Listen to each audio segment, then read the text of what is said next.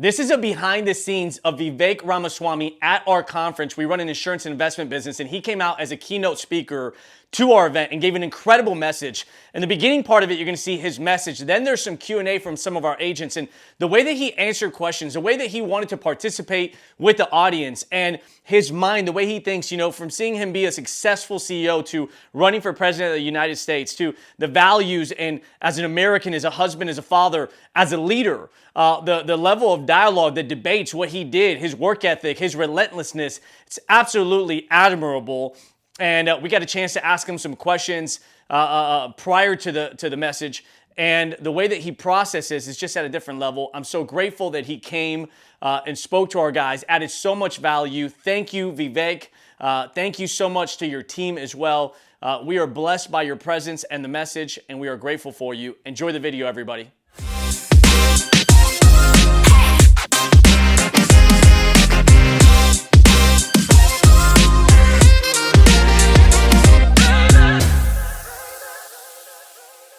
Please get up as we put our hands together for Vivek Ramaswamy! It's good to see you, man. Pleasure, man. Thank you for coming out. Thank you so much. Thank you. It's a great group. Thank you, guys.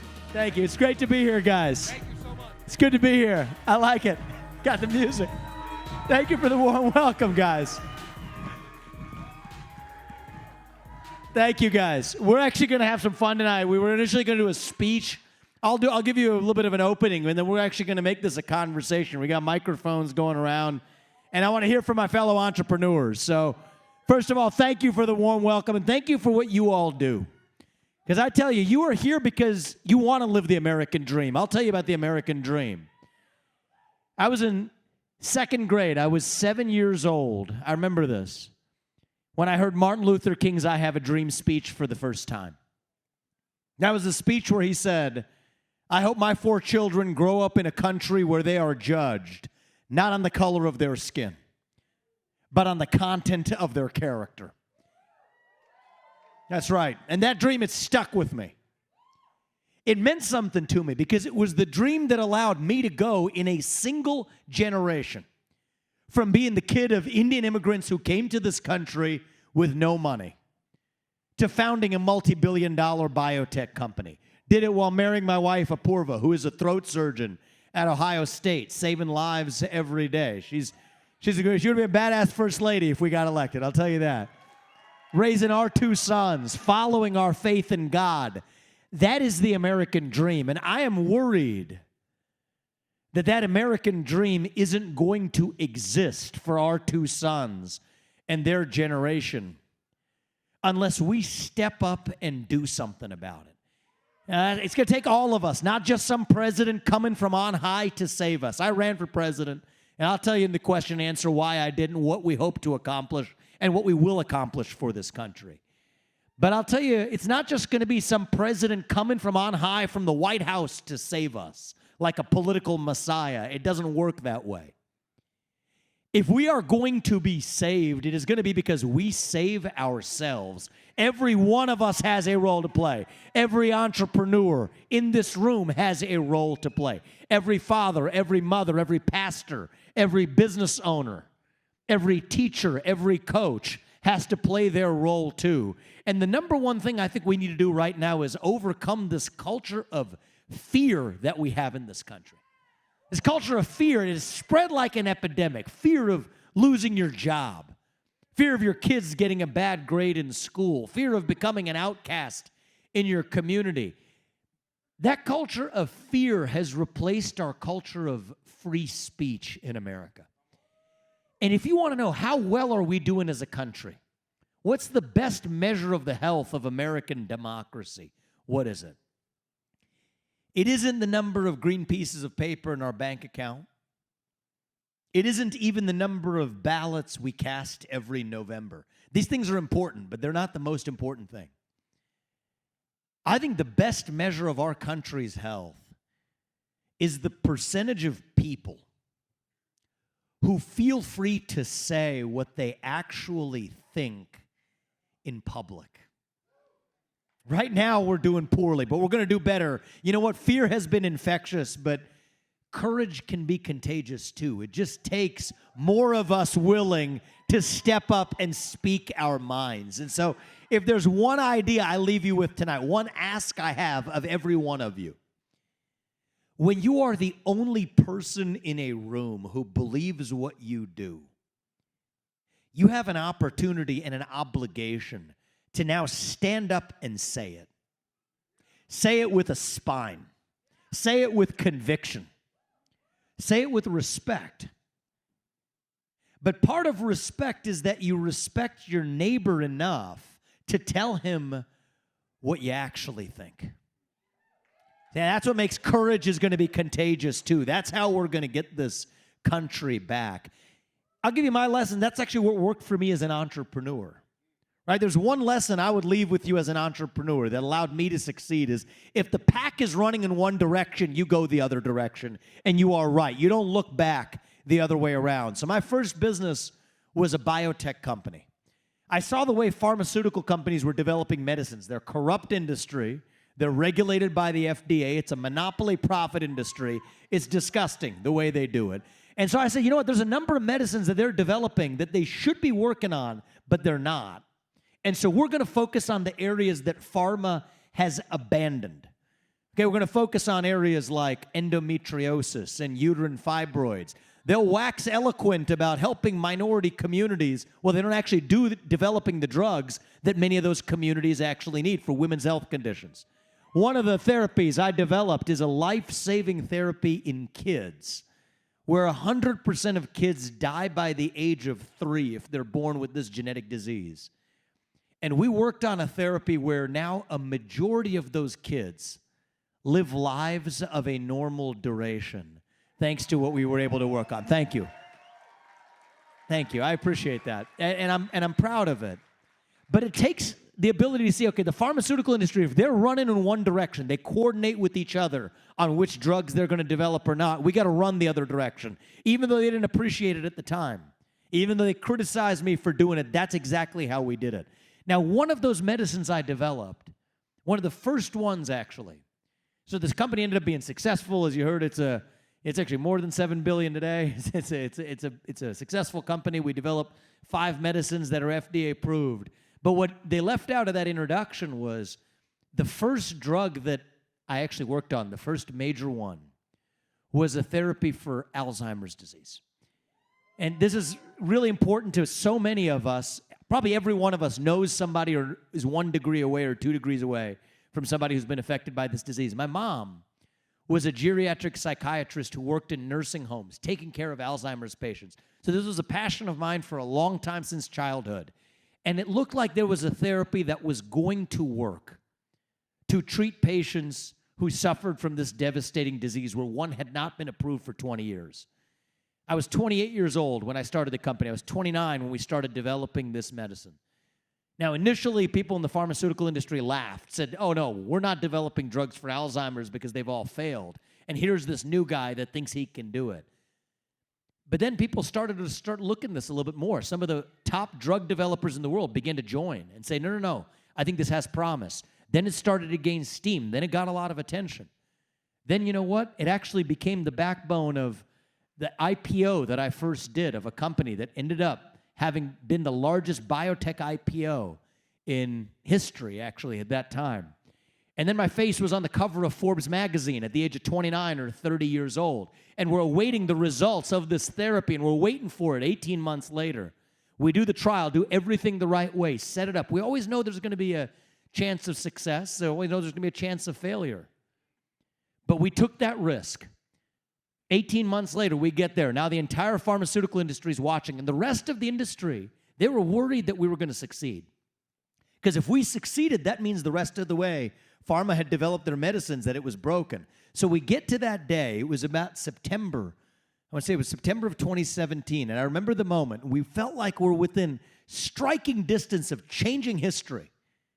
5 million people plus in the United States of an aging population affected by this devastating disease. My grandmother's sister died of it. My mother spent her entire career toiling in nursing homes, caring for these patients. And here we were within striking distance of actually developing the first medicine in over 20 years that could have helped patients with this devastating disease We had done everything the right way. All we have to do is turn over the card. See, some patients get placebo, some get the drug. If it shows a difference, then you have a success, and that's a success of a century in the pharmaceutical industry. Been on the face, gracing the cover of various magazines. I'm the youngest person in the industry to do it. What happens? We turn over the card. And it turned out the therapy didn't work. It didn't do any different than placebo. Barely any different. It was the biggest failure that I could have ever imagined. I never failed in my life up to that point. My parents had given us a great education, worked hard. What's in your power, you get that done. That was a devastating failure. I remember the hardest thing I had done in my life up to that point was go to work the next day, tell our employees in a room like this one, who were waiting to celebrate this success, that this therapy that we had worked so hard on had the opportunity to change history, that this one hadn't worked.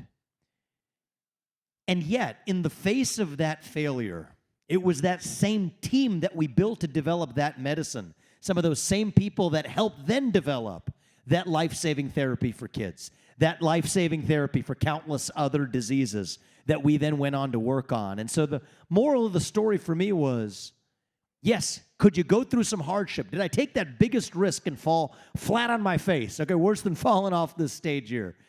Are you going to be hurt by that? Yes, it hurts. But hardship is not the same thing as victimhood. So my parents taught me.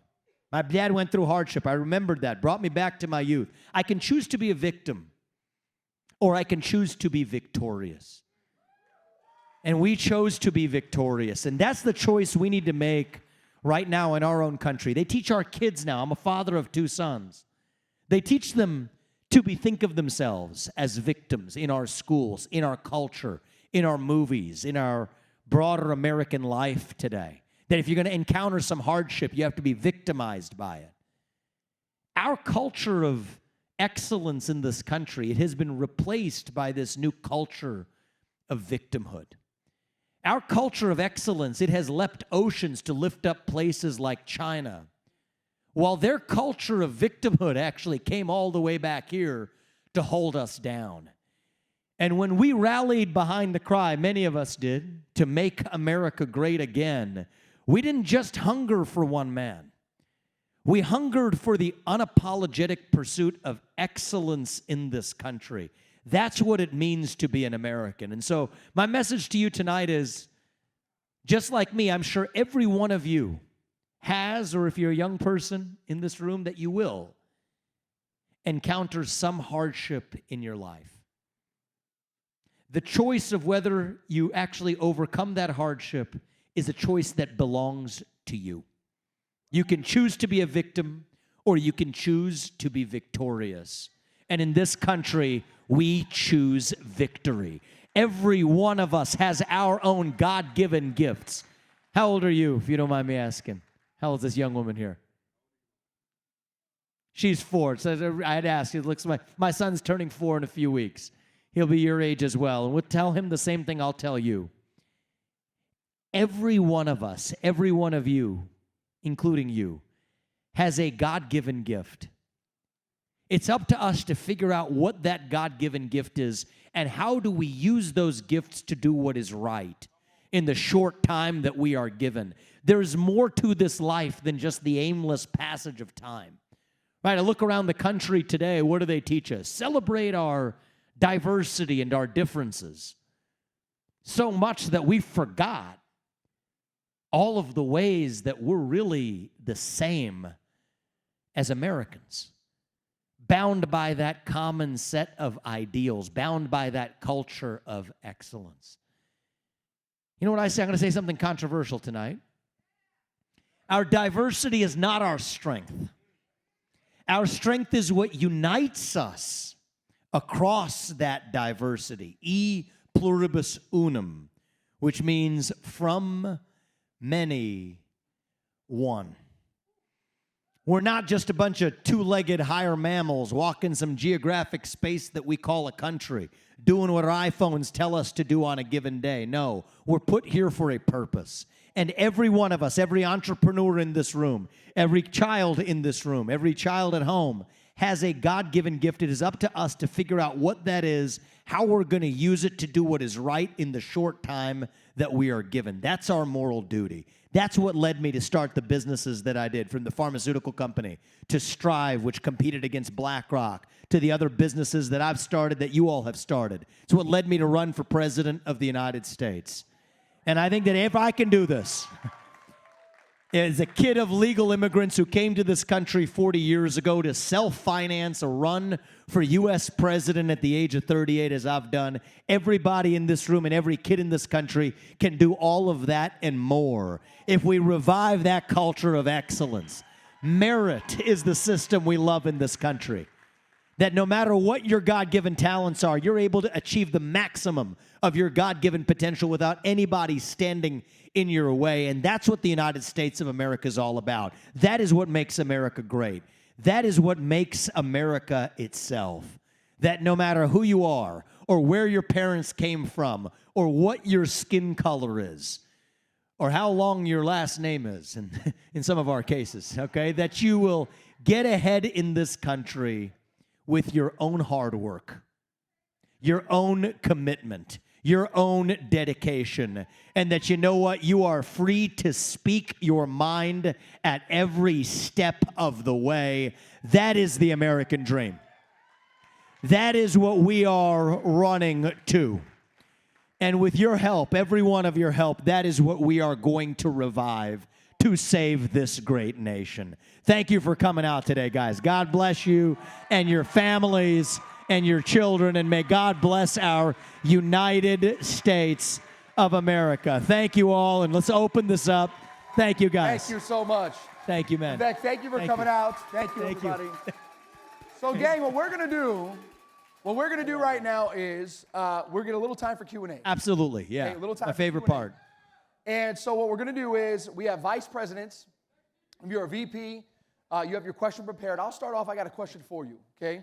And then if you're a top 10 base shop, you have the privilege of asking a question as well. So have your questions prepared. I'll ask mine first, and we'll go from there. So, Vivek, again, thank you so much for coming out.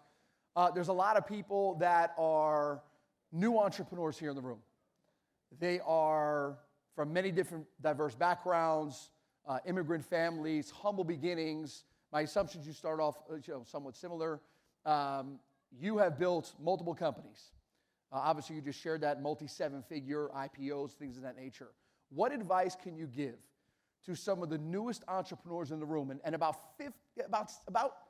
85% of everybody in the room is a new entrepreneur coming up, building a business in financial services. What advice can you give them based off of what your experience has been? It's challenging. It's not easy to be an entrepreneur. It's going to test you. It's going to push you. There's going to be times you want to, quit. What advice can you give them based off your personal experience that they could benefit from to help them grow their businesses? Sure. First is actually, everyone says this until you experience it, but the path to success runs through failure. You got to be willing to embrace that. And once you realize that, you know what? You're only given a short time on God's green earth. You might as well make as much time of it as you can. Try failing once. Actually, fail at a scale that shows yourself. Build yourself the muscle memory. Take a risk. Do something that other people told you couldn't do. And once you realize that, then you know what? Now all you have to do is you have the freedom from there. So I think failure is a path to give you freedom at first early on. Now that's a hard thing to say if you've got obligations as a father or as a mother or as a family member. It's easy to say that when you're saying it to a young person, but you can be an entrepreneur and fail at even a scale. You can fail every day in building your business. But as long as you're learning from that failure at every step of the way, that's where the path to success ultimately comes from. Now, there's two formulas to being correct as an entrepreneur. One is to make sure you're not chasing the pack. That's a hard thing to do. You got to know where the pack is going to be able to say, I'm still going the other way, but you have to also be right. It's easy to do one of those things. You can buck the trend and be wrong. You can follow the pack and be right. But if you want to achieve limitless success, like I'm talking blue sky success, you have to know what is right, but do it at a moment where nobody else is doing it. And so that requires, you know what? 5 out of 10 times, that's going to be something that you tried something that the rest of the pack told you not to do, and you were wrong. Well, make sure you have enough reserve as a family member, as a father, as a family member, to be able to say you have a reserve to take care of your other obligations and still have the cushion to be able to fail.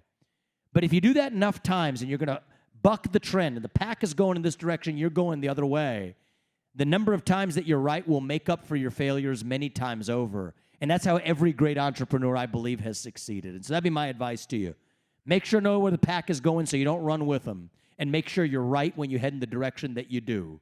And even if you don't nail it the first time, learn from that, and soon enough, as long as you stick to that formula, you're going to achieve uncapped success over the course of your life. That'd be my advice, my friend. Thank you so much. Give him a Thank round of you. applause, guys. Thank you.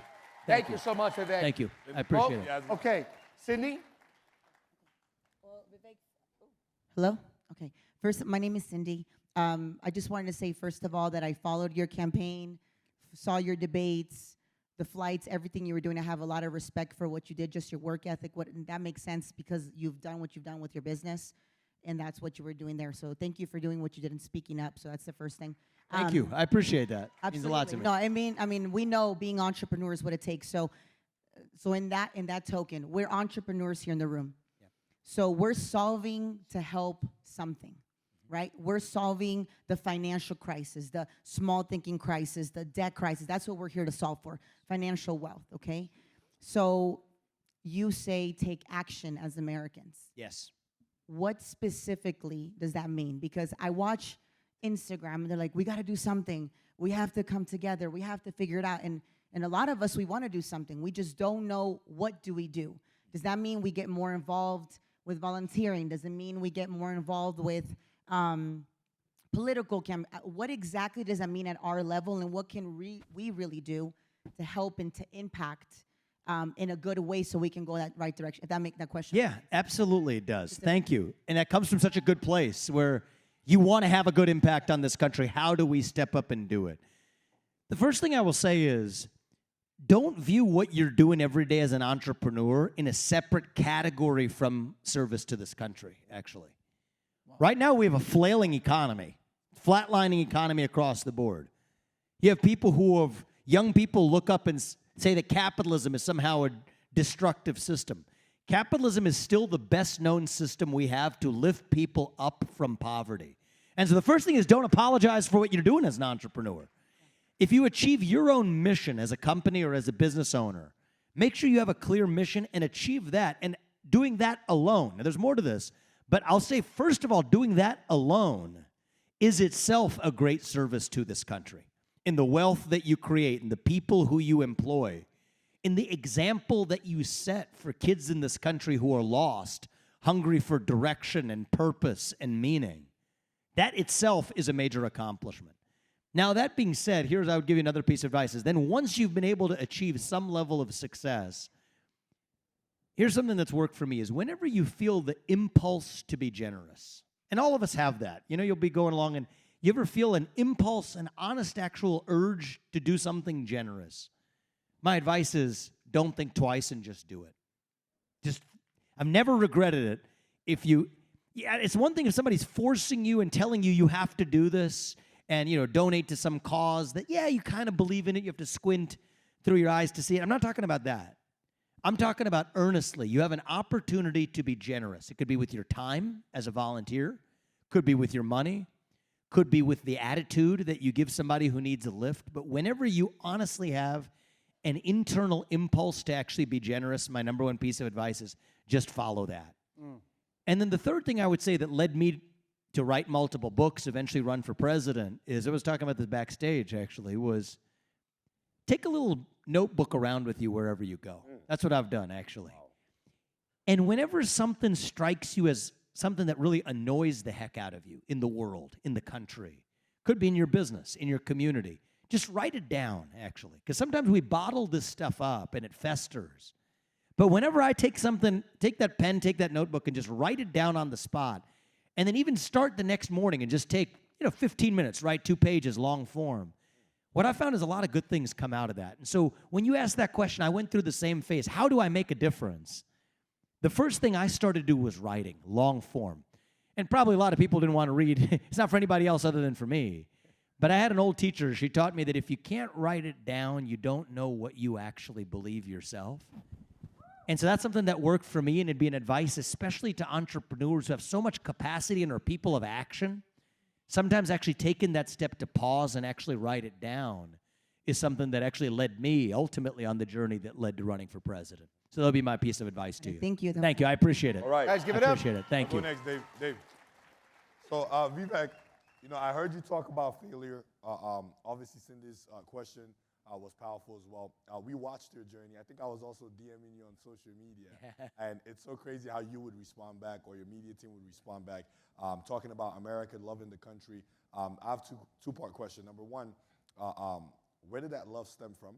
Okay, because I think love is a very, very powerful thing. And when a person loves something, they don't just fall away from it. So where did it stem from? And number two, you talked about failures. What steps have you taken? Because a lot of entrepreneurs here, we go through ups and downs in business. What have been your steps to recreation that have allowed you actually fund your vision or go towards those directions? Or just recreate yourself in general? What steps would you say you've taken over the years? Yeah, so I actually like the word you used, recreation, right? Which is a different instinct than conserving. Conserving is defensive. And even the word, right? We use the word conservative. So I ran for president, I ran the Republican tickets, conservative movement, but it's all based on conserving. But what happens when the thing that you want to conserve doesn't even exist or ceases to exist? We have to use your word, recreate that. Whether that's at the level of a country, that's what my whole presidential campaign was about. It's that we've lost our national identity. It's not that we're trying to conserve it. It's that we've lost it. We have to recreate it. Same thing in a business. Sometimes you take a risk, you fail. You can be driving with your eyes in the rearview mirror, and you're trying to pick up the pieces around what failed versus saying, no, there's learnings that I take away from that, but what I need to do is actually recreate. And so for me, that's actually been, in some ways, the ultimate spirit of being an entrepreneur is people say, okay, well, when you get to a business to a certain scale, how do you scale it from there? One of the things that people lose is actually that spirit of creation. So I'd say keep that spirit of creation alive at every step. Right when the bureaucracy looks like it's beginning to take over, be it your business, be it your government, occasionally you got to break it down and force that creative destruction every step of the way as well. And so that'd be my answer is, think of yourself as an entrepreneur that you were on day one, starting your business, starting your enterprise. I'd even go so far as to say the tactic of writing it down. Write that down at the early stage of the journey. Bottle it up. Then 3 years in, come back and look at what you wrote down and make sure you keep that spirit alive even when you're many further steps along the way. And you said many people are first-time entrepreneurs. That's what you said, right, in this room? I think there's a real advantage to being a first-time entrepreneur because the second time you come around, you already have your habits and your ways of thinking. There can be advantages to that, but there's also disadvantages to it. To me, still the biggest company I built was that first company that I started. And, we're going to bring that to bear, and hopefully the rest of the companies, they're younger, so maybe they haven't gotten as big yet, but I think there's a lesson in that, too, is that it's really when you're not yet tainted by habit that you can actually, instead of just trying to conserve what you have, you can actually create it from the ground up. And so, in many ways, the answer to your question was already in the way you phrased it. Create and recreate rather than just conserving and playing defense. And I think that'd be my advice to every first-time entrepreneur. Love it. Thank you, man. I appreciate it. Guys, Thank round you, of applause. Thank you. Thank you. So Vivek, so I'm an immigrant from Jamaica, right? There's a lot of Indians in Jamaica, quite a bit. So it's pretty cool to be on stage with you and see, hear your story. And when did you immigrate, if you don't mind me asking? 2009. Okay, good for you. And are you a citizen now? In the process. In the process, good. Good. And so my question to you is, I saw a video of you when you were 18, I believe, speaking as valedictorian of your school. My high school, yeah. Yeah. Remember that. So my daughter's 2, and I'm thinking in my head, like, man, what did your parents do? Because this isn't like you didn't accidentally become the person you are. So there's clearly some leadership quality, somebody, shaped your mindset, your identity. Do you mind sharing with us, like, the question of, are leaders born or are they developed and made? I think I would say leaders are born, but I'm going to add something to that. I think there's a leader born within each of us. Wow. That's what I believe. Now, the question of discovering that inner leader, the hardest question you'll ever answer is, who are you, really? Who am I? And once you answer that question, the rest is easier. The rest is smooth sailing from there. But the hard part is figuring out who is that inner me? What is that unique God-given gift that rests within you that nobody else in this world has? And every one of us has one of those God-given gifts. Every one of us has some unique attribute that God imprinted in each of you, each of us. And so the question is, what is the environment that allows each of us to discover that? It's not like there's certain people that are just endowed with, I don't believe at least, there are certain people that are endowed with just being the leaders while everybody else is a follower. No, everybody has their own special God-given trait. But some people were fortunate, and I was one of them, to be in an environment where I was given the opportunity to discover what that gift was. And so I'll tell you what one of those things was, so you're an immigrant. I'm going to tell you something. Maybe you're gonna come here and tear my head off when I say this, but there's actually a book called The Triple Threat. It was written by two former law professors of mine, and they studied immigrants from a bunch of different countries, from Kenya, from Somalia, from Nigeria, from Brazil, from India. What made them successful amongst those who were successful? What are the attributes they had in common? And they said there was actually, it's gonna sound like it doesn't make sense, but they said there's three things that every immigrant successful story has. One is hard work and willingness to work hard. That's fine. Yeah. But the two other ones is, one is that there's a deep-seated feeling of inferiority. And then there's also a deep-seated feeling of superiority. Yeah, that's correct. You know what I'm talking about there? You're an immigrant from Jamaica. You get what I'm talking about, which it comes from, so what is in that inferiority, that sense of inferiority is that, oh, well, you don't know if you fit in, right? You don't know if you're actually supposed to be here. Right. But you combine that with saying, okay, there's certain attributes of a cultural lineage that I know allowed me to be here in the first place, like family, right? So what is the gift that I had? Two parents in the house with a focus on education and instilling in us a belief in God. Wow. I think every kid in this country, if they had that same opportunity, and that's why I'm opposed to policies that pay single mothers more not to have a man in the house than to have a man in the house, right? I think the nuclear family is good. I want every kid in this country to enjoy that. That opens your heart to be able to discover for yourself what that unique God-given gift really is. And so that's what I want for my kids, your kids alike, and every kid in this country. That's what we want them to be able to discover. Wow, Thank you, guys, man. give it up. Give it up, guys. Thank you. Wow. What's going on? Hey. How you doing? Good to see you. My lady sent me a picture. You guys took a picture together in the lobby. Oh, is that nice? That's good. I'm glad we got it. It was very nice. It was very nice. It was our pleasure. So we're in the business kind. of building people, right? Life insurance is a product, but we actually build people. So we got people like Tigre and Emerald there who actually went through so much, so many losses and things of that nature to get us to the place that we're at today. My question to you as builders is this. You got to this place. There were so many losses and victories and losses and victories and losses and victories. Recently, some may take it as a loss. Some may take it as whatever it is. You pulled out of a race. In a moment when things are down, in a moment when people aren't winning, in a moment when the decisions don't go your ways, how do you build the people around your identities up when you're going down? Yeah, it's a good question. It was tough. This is pretty recent. So I came in 4th place in the Iowa caucus, which is, I got about 8% of the vote. I started running for president. I thought I was going to be the next president of the United States. That's what we're running up. That's what we're signing up for. We keep our singular focus on one goal and you don't look back. That next day, so that was January 15th. What was it? It was Wednesday night. That next day, we were supposed to be in New Hampshire. We have a full day of events planned. But then we see the results coming in. And I'll tell you the different senses of what I went through was, one is, okay, we expected to achieve one goal. We did not achieve that goal. That's reality. That's just truth. The next thing is, okay, we had a big plan for ourselves. What are we going to go to the next phase? But if the things didn't go your way, you got to see the truth and make a decision. My wife and I, we were going to go to the campaign office with the big victory party and everything else that we had planned. Instead, we went to the apartment. We had taken an apartment in Des Moines for about a month. Spent about 20 minutes.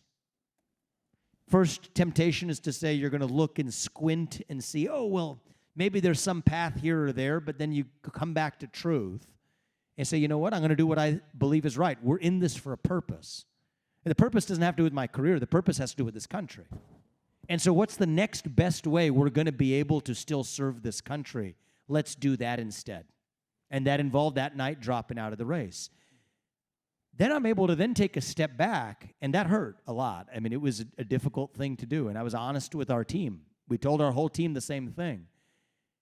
Then I say, well, you know what? There was a former vice president of the United States. There's multiple U.S. senators and governors that ran in the same race. We did better than all of them.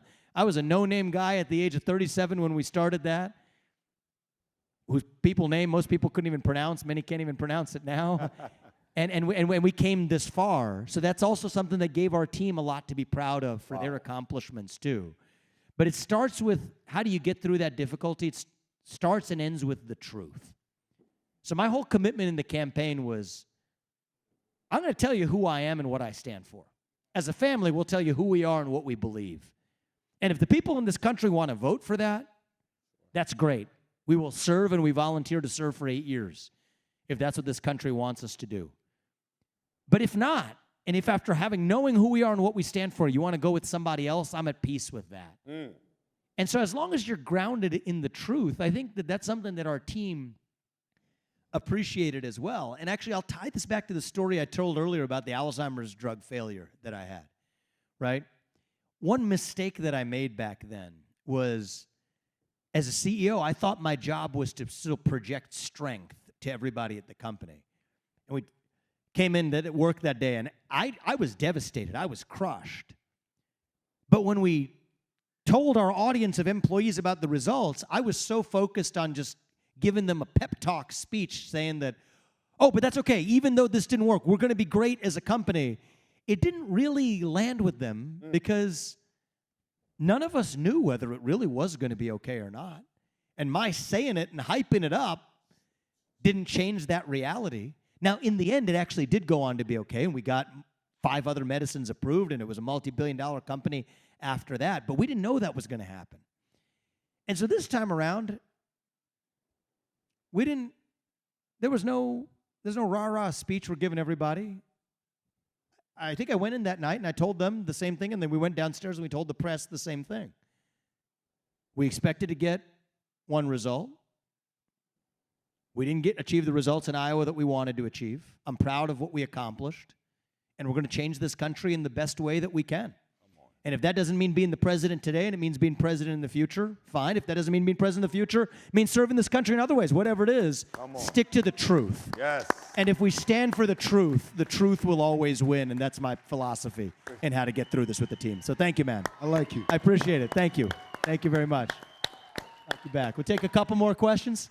Yes. Yep. All right, last couple, and then we'll call it a night. Okay, so Vivek, first of all, it's an honor to be in your presence. Not too long ago, It's an honor to be with you guys. I'm having fun tonight. It's an honor. So Thank you, man. I feel my question for you is, in my opinion, you're one of the best debaters. I don't think you make the progress that you've made in your campaign without being a good debater. Thank you. And I feel like I'm at a point in my life where I see things happening in our country that bother me.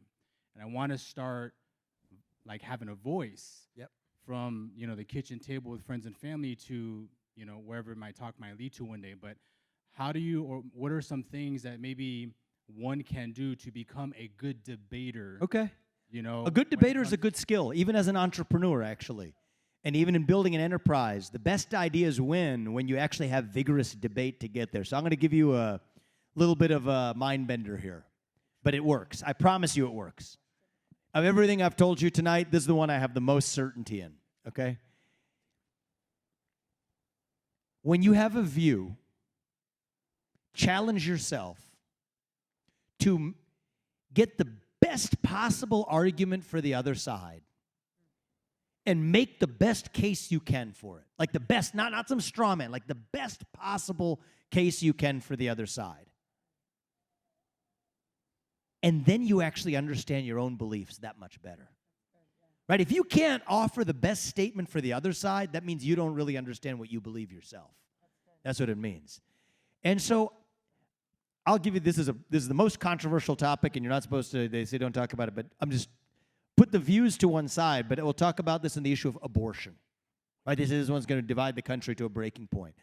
Well, one of the ways we went through this was, and I think we got to a really good idea here, is how are we going to unite this country over this issue? And this is one of the areas where, and so I'm pro-life, but how are we going to unite the country over this issue? Is we get the best argument for the other side, which is that it's unfair to put the burden on women. Even if you say you're pro-life, how come one gender has to bear this while the other gender doesn't have to?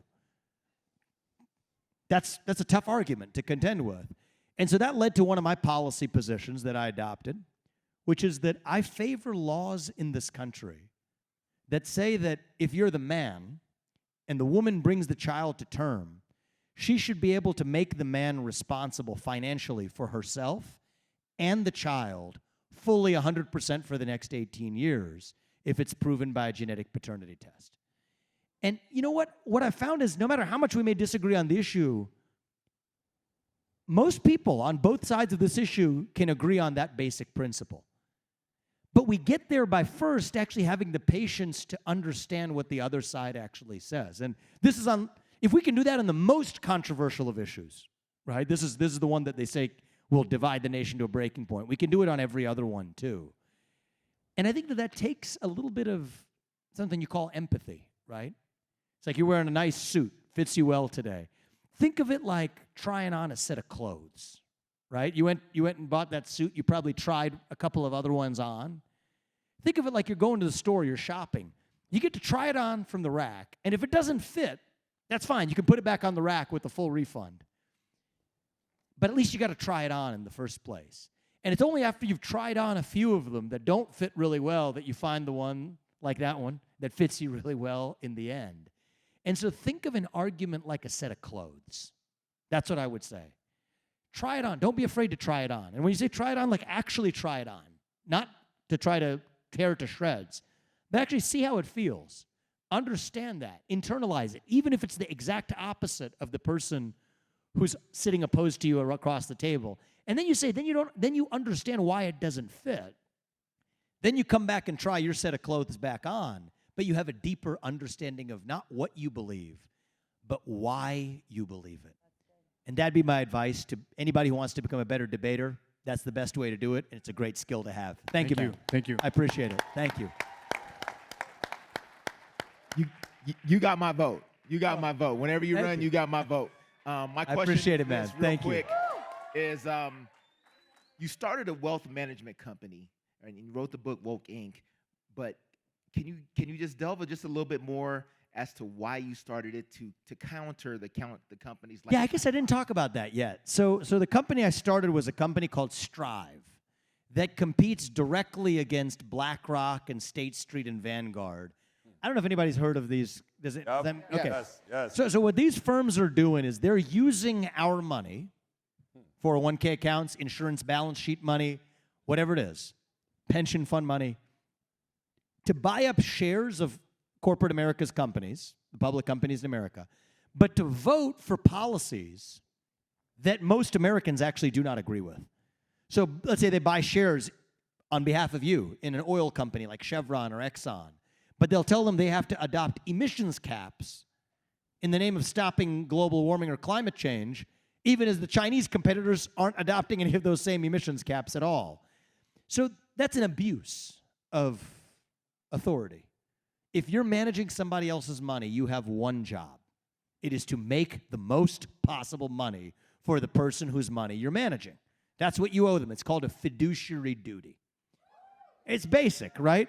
You may disagree at the ballot box, vote for different policies. That's fine. But if you entrust me with your money, unless you tell me otherwise, I have one master, and that is you. And one duty, that is to maximize the value of the dollars you invested with me. Not to use those dollars to vote for particular agendas that I might prefer along the way. So given that's being done wrong, I said, you know what, I can complain about this. I wrote a book. I wrote one book called Woke Inc. I wrote 3 books, but the third book I wrote was a detailed version called Capitalist Punishment. So it's a form of punishment that capitalists are using your money to achieve. But I said, I'm not just an author. And that's the two-step process. First is write it down, but second step is then do something about it. I said, I didn't think I was going to run for president. So let me start a business that addresses this. So I started Strive, which offered the same kinds of investment products as BlackRock and State Street and Vanguard, except when we vote the shares in the company's boardrooms, we would vote for the policies that maximize profit, that maximize value, that allow them to be more successful companies without taking anybody's social or environmental or governance agendas into account. And the beautiful thing about that is that was really guided by a sense of purpose. There was a real purpose, there was a real need. The pack was running this way. Everybody and their mother was going ESG. We said we were going the other direction. People told us we couldn't do it because the ESG cake is already so baked. Well, what did we learn? Within a year of launching that first fund, we crossed over $1 billion in assets under management in 1 year. That's twice as fast as it took J.P. Morgan to get to the same place when they entered the same line of business. And then a year later, the ESG movement was on its back foot so much that BlackRock has even backed off of the word ESG because of how toxic that it became.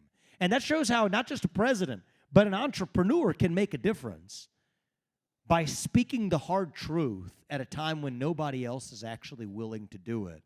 And you know what? You do get to make money and create financial value along the way. That's the beauty of capitalism. You shouldn't apologize for that. You shouldn't flog yourself for that or wear a hair shirt. As long as you're doing it honestly in the right way, that's something that you actually deserve to be proud of. And so that's the way I did that as an entrepreneur. Thank you, man. Thank you. I appreciate it. Thank you. Thank you. Thank you so much. My name is Blessing Ikejaba, and my question is, the school, we teach entrepreneurship here. And, thinking big, thinking outside the box. The school system teaches systemic racism, how to victim mentality, and just pretty much teaches you how to be a good employee. Yep. What would be your advice to people who are brand new here, who are new to the entrepreneurial system, to be able to maybe respond to their family and friends who are ingrained in this system of teaching that we learned from school? Yeah, look, I think that this is a new kind of slavery in the United States, actually. I agree. That's what I see. It's a psychological slavery. I can think of no more destructive thing than to look a kid in the eye and tell them that you can't achieve something because of the color of your skin or because of your gender or because of whatever other attribute you have, because of your genetics, that you can't achieve something without somebody standing up and helping you along. I'll tell you a story how ridiculous this one example was. There's a family I met a couple of years ago. It was actually bring this full circle. It was in Nevada. It was a family who was in Nevada, outside of Las Vegas, going to a charter school near here. I was back home in Ohio. We get the call because it was a mutual friend of a friend of a friend that connected us. Her son is in 12th grade, done great, ready to go to college. He's in a class where he's asked to confess. You believe me, you can't make this story up. So he's asked to confess his white privilege, or he's asked to confess his racial hierarchy based on gender, sexual orientation, and race. You take one step forward if you're an oppressor. You take one step backwards if you are oppressed. This kid refuses to do it. It's in a school right here, not far from where we are in Las Vegas. He says, I don't want to do it. So then they send him home. They say, hey, listen, bad grade. They call the mom at home. They said, he's going to have to do this. Kid still refuses to do this. They then fail him in the class. Wow. So he gets a failing grade, brings down his GPA. Now his chance of going to college is jeopardized. The family met me in the context of needing some help because is a single mother of this child who refuses to do this. He may lose his chance to go to college. They needed the money to be able to actually pursue litigation. And so it was our honor to be able to help them in that context when they were in need. Come on. Let me tell you the funniest part about this story. I didn't know anything about the facts. So it was our honor to help this family. She's since become a good friend of ours. But I didn't even know it until we actually got on a Zoom call with the family. I was kind of confused because the mom shows up on the Zoom call. Turns out she's black. The kid's half white, but he happens to have white skin. He refuses to do it because it doesn't even make sense for him to do it. And so the spread of that victimhood racialized culture is so twisted that the lighter skinned looking son of a single black mother who refused to confess his white privilege is actually a kid who didn't end up having a chance to even get a good GPA to go to college. And thankfully, they held the school accountable and were able to get the right thing done. But, so we played our small role in that. I'll tell you what's going on, though, is deeper in the country. It's not just that there's the wokeism and we play whack-a-mole and whack it down, right? There's something deeper going on, is that we're all hungry for purpose right now. Yep. Right? We're hungry for a cause, for purpose and meaning and identity in our country as individuals. And when you have that vacuum that runs that deep, that's when the poison fills the void, right? It used to be filled by faith, family, patriotism, hard work, success. But when those things have disappeared, then you get new poisons that fill the void. You could pick your favorite one. Sometimes we obsess over it too much. Wokeism, transgenderism, climatism, COVIDism, Zelenskyism, for those of you following the Ukraine situation, depression, anxiety, fentanyl, suicide. These are symptoms of a deeper void, a vacuum of purpose and meaning. And so for a while, I also fell into this trap of saying, well, we got to play whack-a-mole. You got the wokeism over here. Oh, no, we got transgenderism over here. Get that down. You got COVIDism to climatism. And you're always playing defense when actually what we need to be doing is playing offense. Fill the void with actual purpose, the actual real thing. They actually have an old expression. If you have a hole the size of God in your heart and God does not fill it, something else will instead. Right? If you don't pledge allegiance to the American flag, you will pledge allegiance to a different flag instead. Tonight's theme is the pledge, right? We have a desire as human beings to be part of something bigger than ourselves. Yet today, we can't even answer what it means to be an American. So I think the way we win this is fill the void with the real thing. Don't even bother. Leave the wokeism and the transgenderism over there, right? Because if it's not that, it's going to be the next thing. And instead ask, what are we actually missing? Answer, what does it mean to be an American? Individual, family, nation, God. That beats race, gender, sexuality, and climate if we have the courage to actually stand for truth, stand for the real thing, dilute the poison to irrelevance. That's how we actually win. And so we can't just be running from something anymore. I think if we're going to win, we got to actually be running to something, to our vision of what it means to be an American, to what it means to be the truest version of ourselves. Do that, and our best days are going to be ahead of us. That's what I will tell you. Thank you. I appreciate that. Thank you. Thank you. So I'm 21 years old. I'm about to make my first. How old? 21. 21 years old. Big guy. I like that. And you're an entrepreneur? Yes, sir. Good for you. I'm about to make my first 100,000 as an entrepreneur, become a broker in the company, and I really. Nice job, man. Young man, proud of you. My vision is to really influence younger America to become leaders and test entrepreneurship in America, because I don't see that. Yeah. What is your best advice to me where I can play a role in that? I'll tell you, I mean, I worry a lot about the loss of pride and self-confidence amongst young Americans. You know, it's going to be people like you that bring it back, but today 60%, I'm not making this up, 60% of young Americans say they would sooner give up their right to vote than to give up their access to TikTok. Wow. Right, so that's sort of where we are right now. And that vacuum of purpose I talked about, that's especially pronounced amongst young people, more than ever. But I think part of the way we do this is, my advice to you would be, it's not going to happen just by preaching it from on high. It's going to happen because people like you set an example for what's possible amongst your peers. I'll tell you, you're a young entrepreneur. I met a younger entrepreneur a few months ago in Iowa when I was campaigning. She's 10 years old. She sells little bunnies. She makes like a couple $1,000 growing the bunnies and selling them. After every time she does it, she makes a couple $1,000. She's 10 years old. Her parents removed her from some of the public schools because they didn't like what was happening. They chose to homeschool her. And so one of the things that I had said in the campaign was, I think every high school senior who graduates from high school should have to pass the same civics test that every immigrant has to pass in order to become a voting citizen of the country. You got to know something about a country to value the country. So that actually generated a lot of controversy. See, there's some things I say that are actually that you think are going to be controversial. I didn't think that one was that controversial, but that one generated a lot of controversy. So this young entrepreneur, she's 10 years old. She sells bunnies. She heard that, and she said, I'm going to take something upon myself. She took the test herself. 100 questions, 60% is a passing score. Most Americans fail it, okay, if they take it raw. She got 100 out of 100, 10 years old, hands it to me. And I say, you know what? I need you to actually tell every other high school senior and every other 10-year-old to 18-year-old across this country the same thing. And so my advice to you would be, you don't need my advice. You already told me how successful you've already been at the age of 21. You're ahead of where I was when I was 21. So you don't need my advice.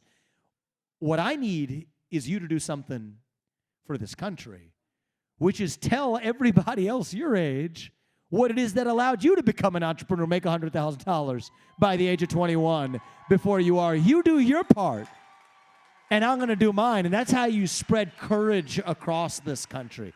As I said in the beginning, fear is infectious, but courage can be contagious too.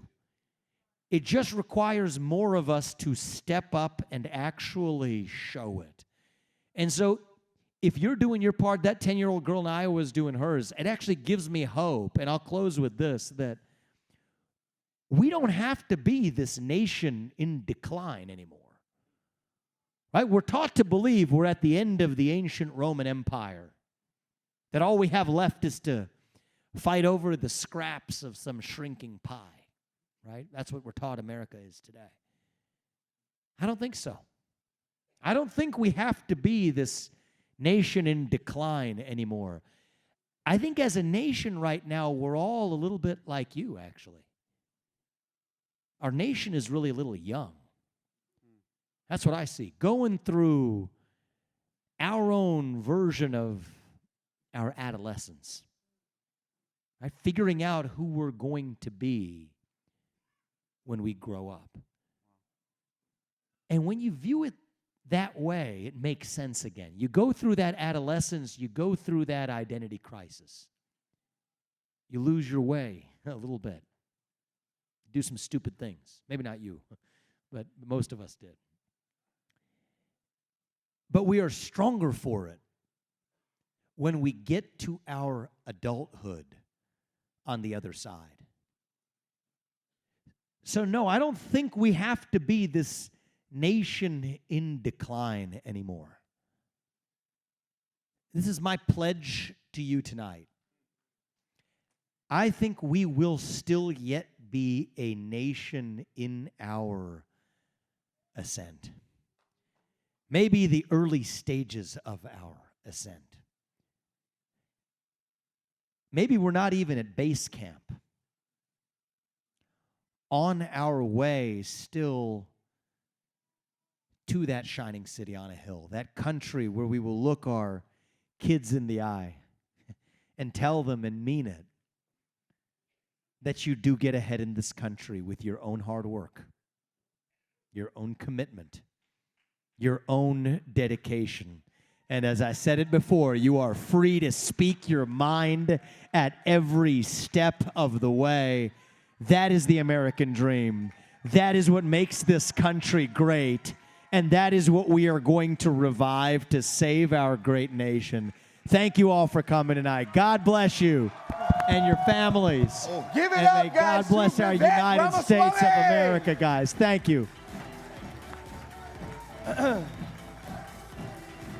Vivek, we've got a gift for you. You want to hold that for a second? We've got a gift for you. If we can have Maral and Tigran come on up. Christy Terrace, if you can come up to the stage as well, please. We have all the vice presidents on the stage. Oh, 100%, man. You came out here, bless us with your presence and your value. Guys, did you get some value today? Yes? Okay.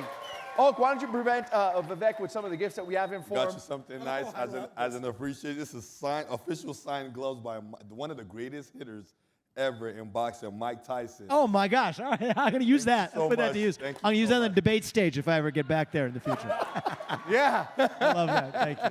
Thank you, guys. So, Vivek, Thank we're you. going to get a quick picture with you. I would love and We're that. going to bid you a good evening. Thank you so much for coming out. If we can have everybody come on up, we're all teaming. Guys, we can get next to Vivek, please. I appreciate it, guys. We got youngest president in the history of financial services, Maral. Her husband, Tigran. We're going to get a quick picture, everybody. Come on in. Okay. 15 months. Oh my God, so well behaved.